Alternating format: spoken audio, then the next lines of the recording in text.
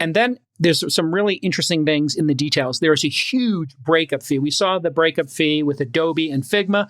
This one is tremendous. It's 10% of the deal size, $3.2 billion in cash. They don't get an investment. If this deal doesn't go through, Google has to give Wiz $3.2 billion in cash. Let that sink in. This company is massively high growth, 0 to 100 million in 18 months when they started. And last year, they passed 500 million in ARR. That puts the deal at roughly 60 times their run rate, and that is a high price. However, they're supposed to hit $1 billion in ARR this year, which would put it at 30 times forward-looking, or 32 times, which isn't outrageous because Google probably has, Freeberg, some concept, or Alphabet rather, some concept of how they could increase the velocity of that revenue, yeah? Or that it would be a defensive position, one of those two, yeah? Yeah, I mean, just to put it in context, right? Google's cloud revenue is about 40 billion a year, and Microsoft and Amazon's are both kind of plus or minus a little bit around 100 billion a year. And so Google has kind of been, as we know, lagging a little bit in the cloud market.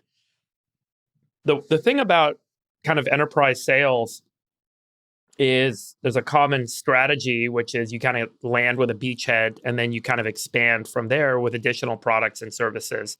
This has been the reason so many enterprise software companies over time, from Oracle to Salesforce to Microsoft, have been acquisitive and can make acquisitions very synergistic.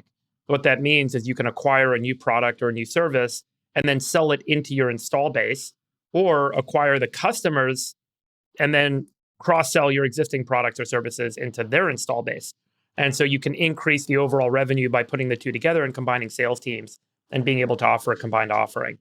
And so the theory here, and I think this is something I don't understand well enough, is that security has become such a kind of top requirement and product category that it now effectively enables a beachhead type model to be successful, meaning you can cross-sell the security into all of your existing customers, or there's enough new customers that Google might be acquiring from the Wiz acquisition that they can now bring new GCP services to and cross-sell into. Now, to figure out how this actually has to make sense, so Google's ROIC is about 30%.